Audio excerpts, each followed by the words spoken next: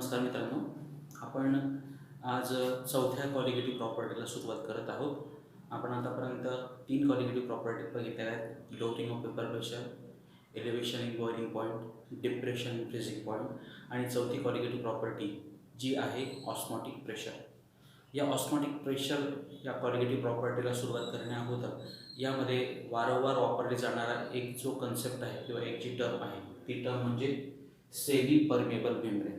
सुरुवातीला आपण semi permeable membrane म्हणजे काय ते बघूया. ठीक आहे, बघा एक एक्झाम्पल बघूयात आपण मित्रांनो. हा बीकर घेतलेला आहे. या बीकरमध्ये हे आहे सॉल्व्हंटचे मॉलिक्युल्स आणि त्यामध्ये सोल्यूट टाकलेले. म्हणजे काय या बीकरमध्ये काय काय दिसतं आपल्याला? काय दिसतंय? Solvent plus solute is equal to काय? सोल्युशन. ठीक आहे, आता आपण या सॉल्व्हंट आणि सोल्यूटचे जे मॉलिक्युल्स आहेत त्यांना एकमेकांपासून आपल्याला काय करायचं आहे? सेपरेट करायचं आहे, वेगळं करायचं आहे. आपण FYBSc करून या संदर्भात आपण काय कोणती टेक्निक वापरत करत असतो? फिल्ट्रेशन. काय करणार आपण आता बघा. हे काय आपलं फनेल आहे. ठीक आहे, आणि हा काय आहे? बीकर. यामध्ये आपण ते सोल्युशन ॲड करणार. या फनेलमध्ये काय जमा होऊन जाणार?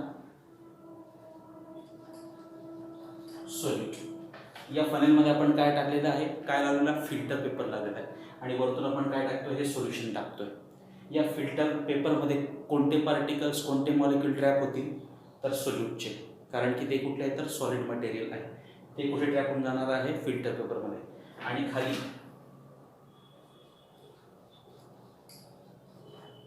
काय पास झालंय? खाली काय मिळालंय? सॉल्व्हंट. या फिल्टर पेपरमधून कोणाची मॉलिक्युल्स पास झालेली आहेत?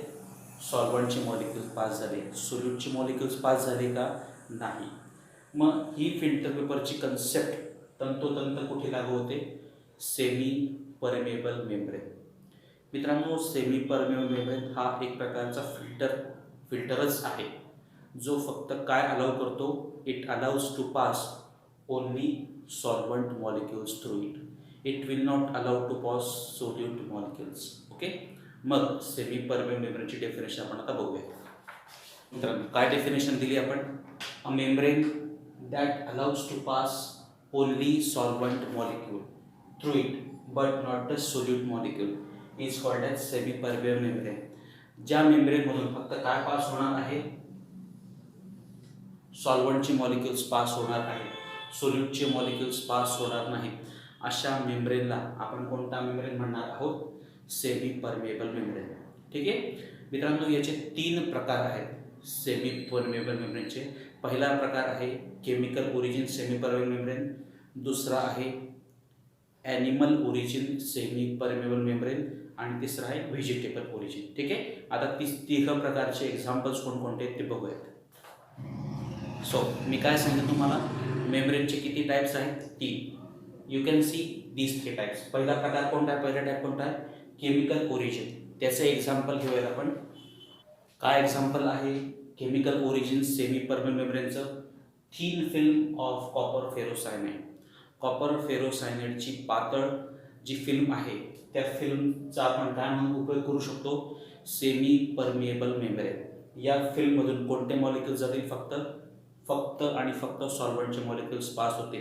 सोल्यूटची मॉलिक्युल्स या फिल्ममधून पास होणार नाही. याला कोणता म्हणतो आपण? Chemical origin. ठीक आहे. दुसरा प्रकार आहे ॲनिमल ओरिजिन. याचं एक्झाम्पल आहे पिग्स ब्लॅडर.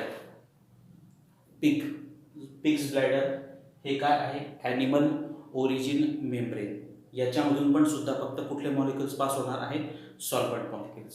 आणि शेवटचा प्रकार आहे व्हेजिटेबल ओरिजिन. त्याचं एक्झाम्पल आहे शेवटचा प्रकार आहे मेम्ब्रेनचा व्हेजिटेबल ओरिजिन. त्याचं एक्झाम्पल काय घेतलं आहे? Thin slice of potato. म्हणजे बटाटा जो असतो त्या बटाट्याचा आपण काप केला, त्याचे स्लाइस केला, तर त्या स्लाइसमधून समजा आपण सोल्युशन पास आउट करायचा प्रयत्न केला तर सोल्युशनमधलं फक्त सॉल्व्हंटचे मॉलिक्युल्स पास होतील, सोल्यूटची मॉलिक्युल त्याच्यातून पास होणार नाही. ओके, सो याला म्हणतो आपण semi permeable membrane. This membrane allows to flow only solvents molecule through it. It will not allow to pass solute molecules through it. It has 3 types: These are the three types. Okay, now let's move towards the concept which we have, which we are going to discuss, that is osmosis and osmotic pressure. Let us see what is mean. बघा मित्रांनो, पुढचं जी concept आहे ते आपण बघतोय osmosis आणि osmotic pressure. ठीक आहे, सुरुवातीला आपण ऑस्मोसिस म्हणजे काय ते बघूया. त्याच्यासाठी आपण एक डायग्राम काढू. त्या डायग्रामला इलोबरेट करता करता तुम्हाला ऑस्मोसिस म्हणजे काय ते समजता येईल. बघा मित्रांनो, आपल्याला फळ्यावर एक यू शेपची ट्यूब दिसते. बघा, ही कुठली ट्यूब आहे? यू शेपची ट्यूब आहे. ही जी यू शेपची ट्यूब आहे त्यामध्ये मध्यभागी आपण काय टाकलेलं आहे? Semi permeable membrane. या सेमी परमिएबल मेम्ब्रेनमुळे या यू ट्यूबचे किती याच्यात पार्टमध्ये डिव्हिजन झालं आहे? 2. एक इकडचा कंपार्टमेंट ज्याच्यामध्ये काय भरलं आपण? सॉल्व्हंट. आणि दुसरा कंपार्टमेंट त्याच्यामध्ये काय आहे? सोल्युशन. त्याला आपण कोणता कंपार्टमेंट म्हणतो? ए. आणि या दोघं कंपार्टमेंटला आपण कशाची अरेंजमेंट केली आहे? पिस्टनची अरेंजमेंट केली. परत लक्षात घ्या, ही यू शेप ट्यूब आहे. या यू शेप ट्यूबला आपण 2 याच्यात विभाजन केलं. विभाजन कोणामुळे झालं आहे? सेमी परमिएबल मेम्ब्रेनमुळे झाले. ठीक आहे, एका कंपार्टमेंटमध्ये सॉल्व्हंटचे मॉलिक्युल्स आहे, दुसऱ्या कंपार्टमेंटमध्ये कशाचे मॉलिक्युल्स आहे? सोल्युशनचे मॉलिक्युल्स आहे. आता काय होणार या ठिकाणी? हा जो सेमी परमिएबल मेम्ब्रेन आहे तो कोणाचे मॉलिक्युल्स पास करायला परमिशन देईल? सॉल्व्हंटचे मॉलिक्युल्स पास होतील त्याच्यातून, की सॉल्व्हंटचे मॉलिक्युल पास होतील? तर आत्ताच आपण डिस्कशन केल्यानुसार हे जे सॉल्व्हंटचे मॉलिक्युल्स आहेत ते कुठे जातील? सोल्युशनच्या साईडला जातील. सोल्युशनचे मॉलिक्युल इकडे पास होणार का? नाही. फक्त कोणते मॉलिक्युल जाणार आहेत? सॉल्व्हंटचे मॉलिक्युल्स जाणार आहेत. मग इकडं सॉल्व्हंटचं प्रमाण वाढतंय मित्रांनो. सॉल्व्हंटचं प्रमाण वाढल्यामुळे हा जो पिस्टन आहे या पिस्टनची पोझिशन तीच राहील का बदलणार आहे? ऑब्विसली ती पोझिशन काय होणार आहे? बदलणार आहे. काय झालं तर हे जे सॉल्व्हंट मॉलिक्युल्स आहेत हे इकडं आले. इकडं आल्यामुळे इकडं सॉल्व्हंटचं प्रपोर्शन वाढलं. त्यामुळे हा जो पिस्टन आहे हा पिस्टन कुठे सरकणार आहे? अपवर्ड डायरेक्शनला सरकणार आहे. ही जी कन्सेप्ट आहे, कोणती concept? Spontaneous unidirectional flow of solvent molecule through semi permeable membrane to solution side is called as osmosis. त्याची डेफिनेशन आपण लिहूया. बघा काय डेफिनेशन आहे ऑस्मोसिसची? स्पॉन्टॅनियस म्हणजे तत्परतेने, युनिडायरेक्शनल म्हणजे एकाच दिशेने. सॉल्व्हंट इकडेच पास होत आहे, इकडे सोल्युशन जात आहे का? नाही. स्पॉन्टॅनियस युनिडायरेक्शनल फ्लो कशाचा? Of solvent molecule through semi permeable membrane from solvent side to solution side is called as osmosis. Okay, ही झाली पहिली टर्म. त्याला आपण काय म्हणतो? ऑस्मोसिस. मित्रांनो, समजा आपल्याला हे ऑस्मोसिस थांबवायचं असेल, म्हणजे सॉल्व्हंटचे जे मॉलिक्युल्स इकडे आले आहेत त्यांना परत इकडे पाठवायचं असेल तर काय करावं लागेल? हा जो पिस्टन आहे त्या पिस्टनवर आपल्याला काय अप्लाय करावं? प्रेशर अप्लाय करावं. प्रेशर अप्लाय केल्यामुळे जे सॉल्व्हंटचे मॉलिक्युल इकडे आले होते ते परत त्यांच्या जागी पास होणार. हा मेम्ब्रेन सॉल्व्हंटला पास होऊ शकतो, त्यामुळे सॉल्व्हंटचे मॉलिक्युल परत त्यांच्या पोझिशनला जाणार आहे. मग ह्या सोल्युशन साईडला आपण जे मेकॅनिकल प्रेशर अप्लाय केलं त्या मेकॅनिकल प्रेशर अप्लाय केल्यामुळे काय थांबलं आहे? ऑस्मोसिसची प्रोसेस थांबली. मग हे जे मेकॅनिकल प्रेशर आहे त्या प्रेशरला आपण काय म्हणणार? मग ऑस्मोटिक प्रेशर. मग काय डेफिनेशन आहे ऑस्मोटिक प्रेशरची? Mechanical pressure applied on the solution side to stop osmosis is called as osmotic pressure. Okay, आतापर्यंत आपण सेमी परमिएबल बघितलं, ऑस्मोसिस म्हणजे काय बघितलं, आणि ऑस्मोटिक प्रेशर म्हणजे काय ते बघितलं. ओके, आता याचं एक एक्सपेरिमेंट केला गेला आहे, बर्कली आणि हार्टले एक्सपेरिमेंट, तो आपण आता बघूयात. बघा मित्रांनो, आपण आता बघतोय बर्कली आणि Hartley method for measurement of osmotic pressure. याची स्कीमॅटिक डायग्राम आपण पहिले समजून घेऊ. मित्रांनो, मध्यभागी ही जी आपल्याला ट्यूब दिसते ही ट्यूब कुठली आहे? पोरस ट्यूब ए, सच्छिद्र ट्यूब ए. ठीक आहे, त्याच्या एका बाजूला एक अरेंजमेंट दिली आहे. ती अरेंजमेंट कशाची? सॉल्व्हंट रिझर्व्हॉयर. आणि दुसऱ्या बाजूला त्याला काय जोडलेले आहे? कॅपिलरी. परत लक्षात घ्या, ही जी ट्यूब आहे ही ट्यूब कोणती आहे? पोरस ट्यूब ए. त्याच्या एका बाजूला सॉल्व्हंट रिझर्व्हॉयर आहे तर दुसऱ्या बाजूला काय काय जोडलेलं आहे, कॅपिलरी.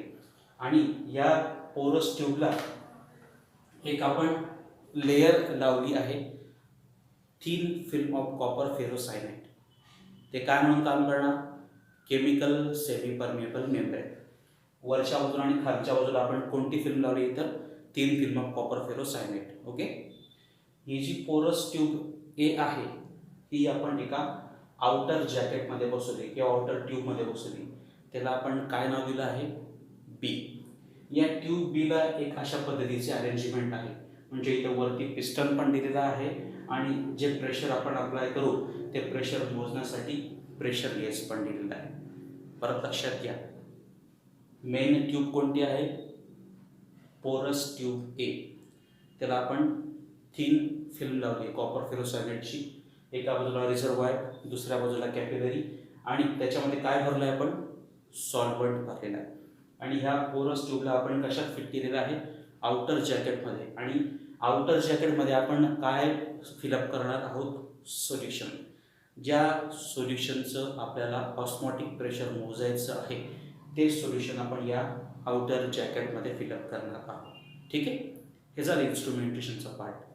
आता ॲक्च्युअल एक्सपेरिमेंटमध्ये काय होणार, आपण या पोरस ट्यूबला एक semi permeable chemical origin semi permeable membrane लावलेला आहे. त्याच्यातून काय पास होणार, सॉल्व्हंट मॉलिक्यूल. म्हणजे हा सॉल्व्हंट मॉलिक्यूल कुठे पास होतोय, सोल्युशन साईडला पास होतोय. बरोबर. आता सॉल्व्हंट इकडे तिकडे पास झाल्यामुळे ही जी त्याची ओरिजिनल पोझिशन होती कशाची, सॉल्व्हंटची, ती सॉल्व्हंटची पोझिशन तशीच राहणार का, तर तशीच राहणार नाही. ती कुठे होणार, अपवर्ड डायरेक्शनला जाईल की डाऊनवर्ड डायरेक्शनला, ultimately it will move towards downward direction. ही कॅपिलरीची पोझिशन कुठे येणार, कॅपिलरीतले सॉल्व्हंटचं प्रमाण कसं होणार आहे, कमी होणार. त्यामुळे it will move towards downward direction. Okay.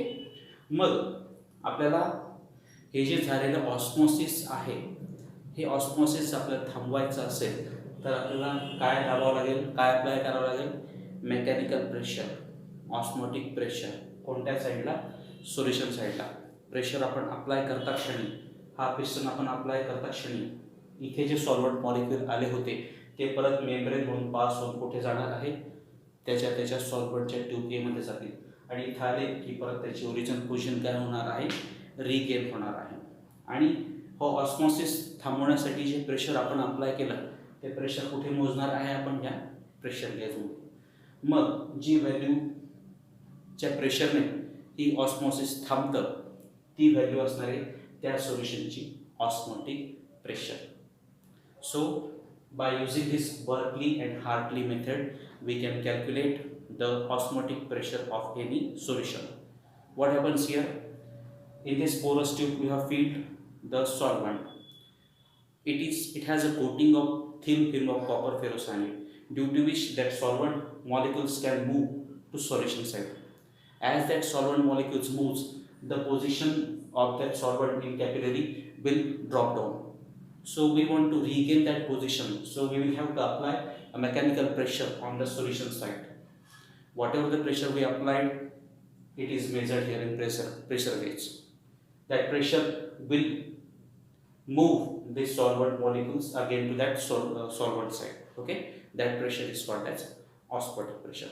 So in today's lecture, we have discussed about semi-permeable membrane, osmosis, osmotic pressure, and this Berkeley and Hartley method for the elaboration or for the measurement of osmotic pressure of a given solution. Thank you.